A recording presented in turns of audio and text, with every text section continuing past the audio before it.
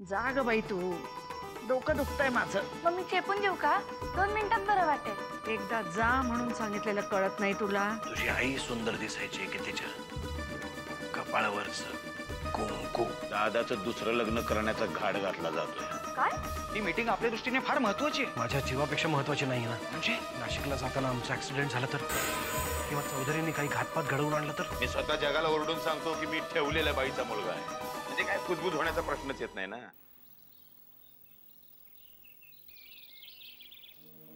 राजन,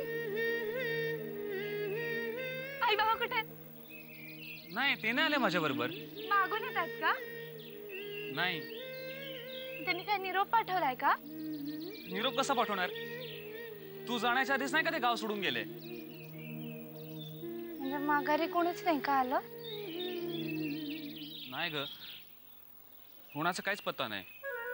पण गावातले लोक म्हणतात ते हरीच्या ओळखीत कुठेतरी कामाला लागलेत. हरीच्या ओळखीनं म्हणजे तो जो परशुराम साहेबांबरोबर असतो तो? हा, तोच. म्हणजे परशुराम साहेबांना माहिती असेल ना ते कुठे? हा, असायलाच पाहिजे. बर, हे सगळं जाऊ दे. तू कसं काय आलास? मी मुंबईला यासाठी औषधं घ्यायला आलोय. आजकाल ती जास्तच आजारी असते. आई पण आलीये? नाही, तिला चाकसा आता हलता पण येत नाही. औषधं घेऊन संध्याकाळच्या एसटीनं जाणार आहे परत. गावाला जाणाऱ्या गाड्या कुठून सुटतात इथून? नाही, ते खूप लांब आहे. ए, आपलं गाव अजून तसंच आहे. हा,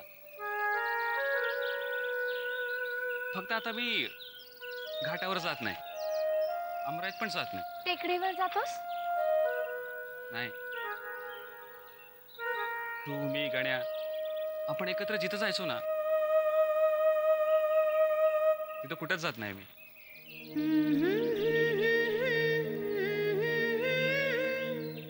चल जाऊ मी. अरे वा, आता बरं जाऊ दे. माझ्या आता चहा प्यायल्याशिवाय. नाही नाही, अगं माझ्या इथं कोणीच ओळखीचं नाही ना, मी जातो. अरे मी आहे ना. चल चल.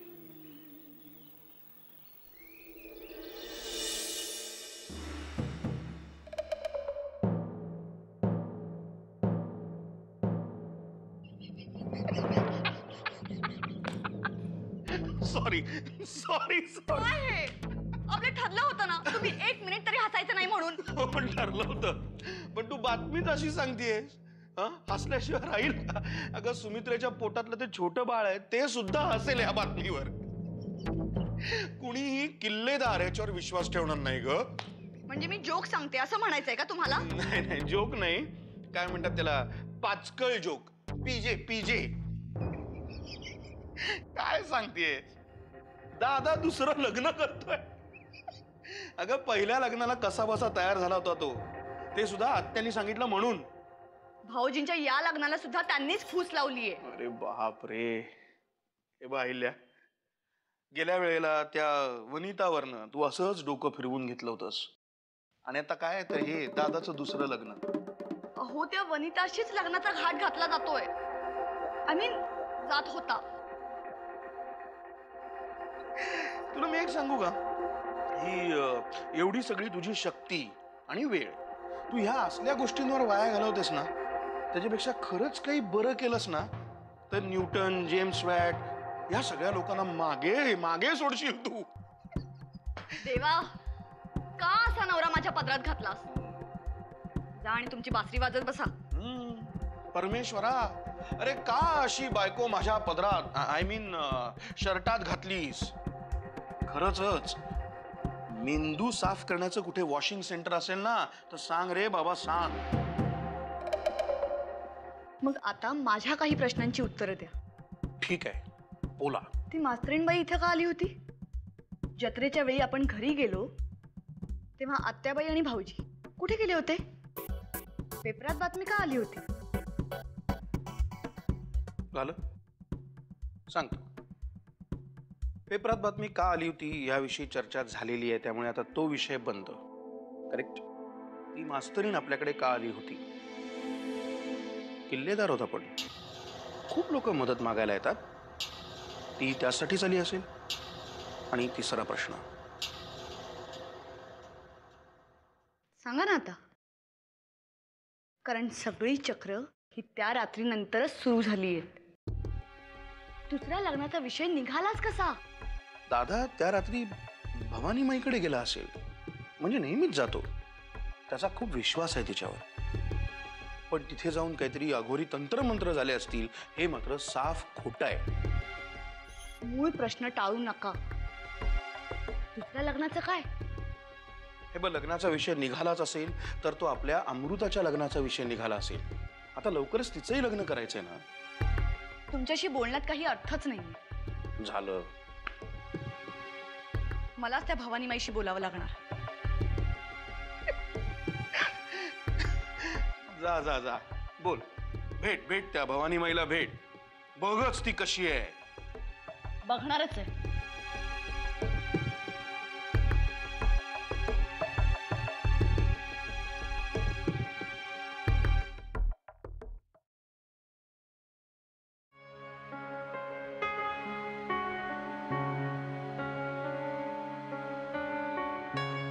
हे बरं आहे. पाहुण्याला घरी चहाला बोलवायचं आणि यजमानांनी मात्र त्यांच्या समोर ओढत बसायचं. पाणी आपलं आपलंच येतंय डोळ्यातून. मी काय करू? मनात येणारी आठवण थांबव, पाणी पण आपोआप थांबेल. नाही थांबत आहे.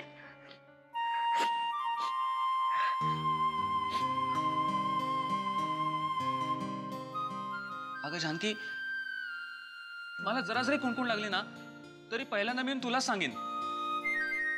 अगं पण गावात खरंच कोणाला माहिती नाहीये ग.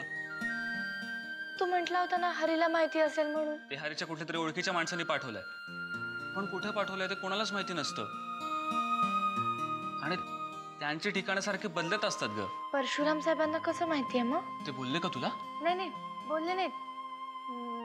मी असंच विचारलं. राजन, गणे आता मोठा झाला असेल ना?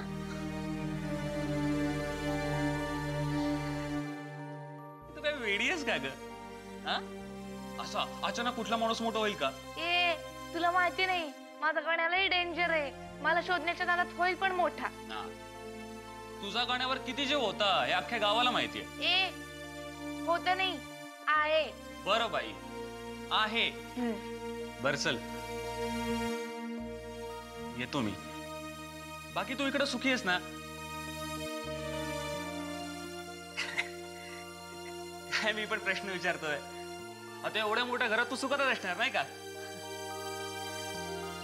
गावाची खूप आठवण येते रे. जानकी, अगं हा कोण? हा राजन. हा राजन? अमृताताई. नमस्कार. नमस्कार. काही काम होतं का? हो, म्हणजे कामं तर खूप होती, पण जाऊ दे ना. आता तुम्ही एवढ्या छान गप्पा मारताय तर उगाच डिस्टर्बन्स कशाला? नाही ते गप्पा नाही, आम्ही म्हणजे अगं मस्करी करते मी. Carry on. राजन, मला सगळं माहितीये.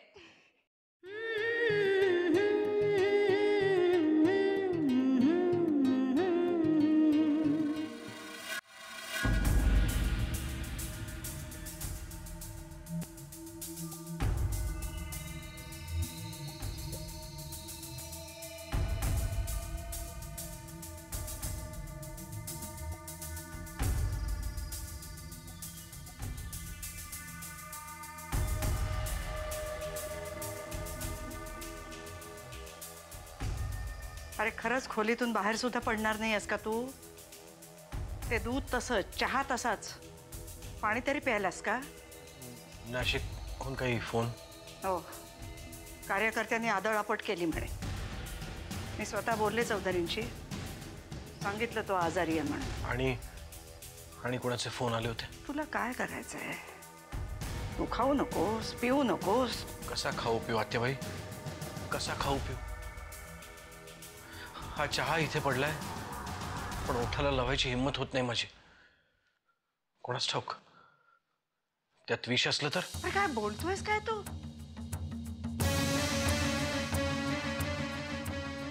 मला माहिती आहे चहा दामूने बनवलाय. दामू अत्यंत विश्वासू आहे, पण आतेबाई माझा त्या कपावरच विश्वास नाही, त्या दुधाच्या पेल्यावर विश्वास नाही. म्हणून मी वाट बघत होतो एखादी माशी येईल, त्यावर बसेल, ती तो चहा पिईल.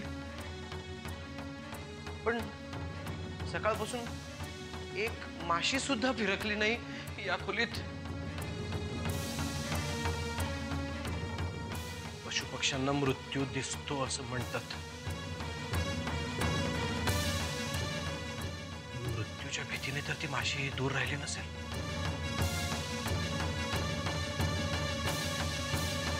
कधी कधी मला असं वाटतं की तूच पटकन येऊन माझा गळा धरशील.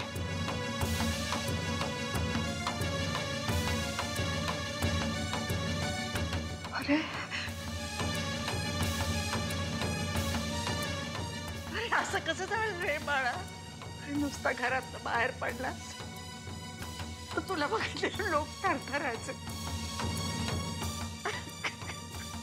मी काय करू आत्याबाई, काय करू मी? हे सगळ्यांनाच माहिती आहे की एक ना एक दिवस मरण येणार. पण जेव्हा तो मृत्यू बंद दारावर धडकू लागतो ना, तेव्हा काळजाचं पाणी पाणी होतं. नाही, हे बघ तसलं काहीही होणार नाही. माझी आणि नर्मदेची पुण्याई आहे तुझ्या पाठीशी. मला तुला त्रास द्यायचा नाही आत्याबाई. त्रास होतोय मला जाणवतोय, पण काय करू मी? थोडा आणखी धीर धर. माझे प्रयत्न चालूच आहेत ना. नाही, मला नाही धीर धरवत, नाही धीर धरवत आता.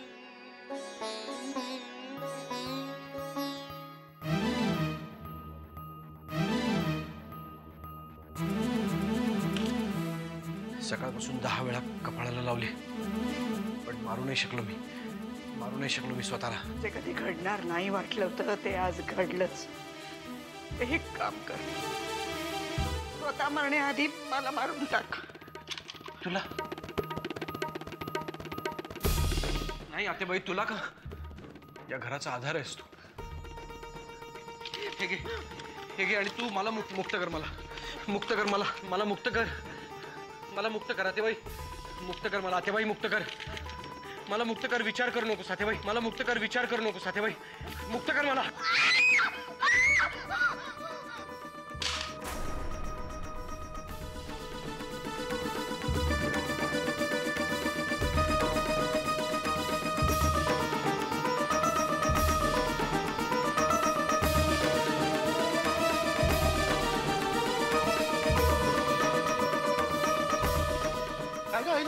काय झालं? इथे आले तेव्हा आत्याबाईंनी भाऊजींच्या कपाळावर पिस्तूल रोखलं होतं. काय? हे बघा, गोळी मारणारच होत्या, पण माझ्यामुळे वाचले ते. वामन, तिला घेऊन जा इथून. नोकर नाही मी इथली. मोठी सून आहे या घरची. या घरची मोठी सून तू कधीच नव्हतीस. नाईलाजाने आम्हाला करून घ्यावी लागली. तुझं सुदैव आणि आमचं दुर्दैव म्हणून नर्मदेची जागा घेतलीस तू. आज काय तो सोक्ष मोक्ष लावल्याशिवाय मी इथून हलणार नाही. आईला गप्पा बस. कोणासमोर काय बोलतेस कळतंय का तुला? हे बघा, माझ्या हातातल्या बांगड्या आता तुम्ही तुमच्या हातात भरा. घरात एवढं तमाशा चालला आणि तुम्ही मलाच काय गप्पा राहायला सांगताय? गप्पा तर तुला केव्हाच करायला हवं होतं ग. आमचा वामन गरीब म्हणून तू आमच्या डोक्यावर बसलीस. डोक्यावर मिऱ्या वाटणाऱ्या नकोच आहेत तुम्हाला. पण सुमित्रासारखी सगळी तुमच्या ताटाखालची मांजरं नाहीयेत. वामन, घेऊन जा तिला इथून. नाही जाणार आहे मी. आज जगाला ओरडून सांगेन की भाऊजी या वयात गुडघ्याला बाशिंग बांधायला निघालेत. त्यांच्यासाठीच पोरींची शोधाशोध चालली आहे ना.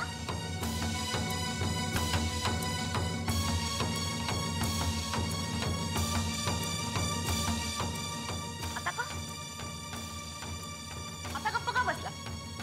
बोला ना. लवकरच आपली मुलगी लग्नाच्या वयाची होणार आहे याचा तरी विचार करायचा. वामन, मी तुझ्या समोर हात जोडतो, जरा तुझं तोंड बंद ठेव.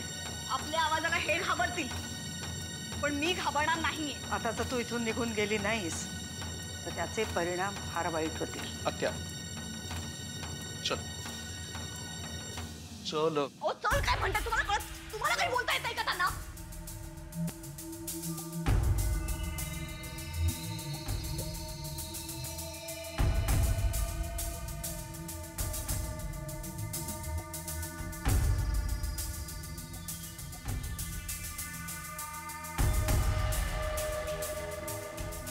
अहिल्या प्लीज, अहिल्या प्लीज शांत हो, शांत हो just leave me. How dare you stop me? Please. जे काही घडलं ते तुला काय मला काय दोघांनाही माहित नव्हतं.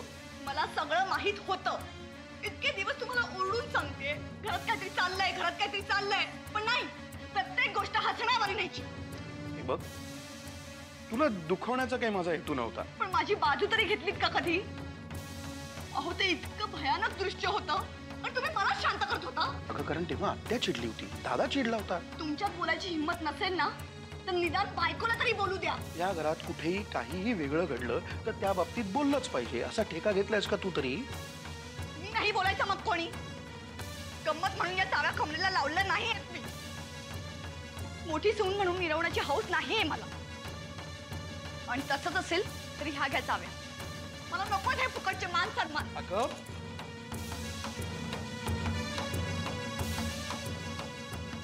अहिल्या, ह्या चाव्या नर्मदा बहिणींच्या कमरेला होत्या. त्यांना कधीही तू असं ओरडताना आरडाओरडा करताना ऐकलंयस, पाहिलंयस? मग नव्हतं मरू द्यायचं त्यांना. अहिल्या, त्यांची कार्बन कॉपी बनून जगण्यासाठी मी या घरात आले नव्हते. मला माझी मतं आहेत आणि मी ती मांडणार. मान ना. माझं एवढंच म्हणणं आहे, पद्धत बदल. ज्याला स्वतःची अशी काही पद्धत नाही त्याने दुसऱ्याला पद्धत बदलायला सांगू नये. म्हणजे मी तुला काहीही सांगायचं नाही. बायको म्हणून तुझ्यावर माझा काहीच अधिकार नाहीये. अशा कुठल्याही अधिकारांची जाणीव असेल ना तुम्हाला तर अधिकार वापरा. एवढीच माझी इच्छा. म्हणजे मीच नसेल तर या घरात वादच होणार नाही. मग सगळे अगदी सुखात जगा. मला इथे एक क्षणही थांबायचं नाहीये. चालले मी. अहिल्या थांब, अहिल्या थांब.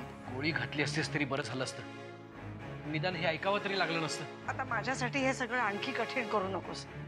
लढाई लढण्याआधीच हारू नकोस. तू ऐकलं नाहीस ती काय म्हणाली? या वयात गुडघ्याला बाशिंग बांधलाय. लग्नाच्या वयाची मुलगी आहे माझी. आता तिच्या बोलण्याकडे नको लक्ष देऊस. तू म्हणाली होतीस ती मागून वाटेल ते बोलेल पण तोंडावर बोलणार नाही. आता अरे बाबा, तुला बोलायचा हेतू नव्हता तिचा. तो सगळा माझ्यावरचा राग होता. हेतू नव्हता कसा आत्याबाई? ती आता जगाला ओरडून सांगणार आहे. मी तिच्या वतीने माफी मागतो. मामा ते तसं काही नव्हतं रे. उद्या आत्या नको सांगूस. देवापेक्षा जास्त विश्वास आहे माझा तुझ्यावर. अरे शब्दाला शब्द लागला आणि वाद वाढत गेला बघ. आत्या, या चाव्या तिने परत दिल्यात. म्हणजे अरे तिने परत केल्या पण तू कशा घेतल्यास? माझ्या हातात आपटून निघून गेली ती. निघून गेली? कुठे? माहित नाही, पण रागाच्या भरात गाडी काढली आणि गेली. अरे पण मग तू काय करत होतास? थांबवायचं नाहीस का तिला? मी थांबवलं नसेल का दादा? काय करायचं या मुलीचं? कशी डोक्यात राग घालून गेली बघ. फोन लाव तिला. फोन लाव. मी बोलतो तिच्याशी. फोन लाव. उचलत नाहीये ती. अरे देवा. पाहिलं सात्याबाई, आजपर्यंत ज्या घटना घडत नव्हत्या त्या घडू लागल्या आहेत.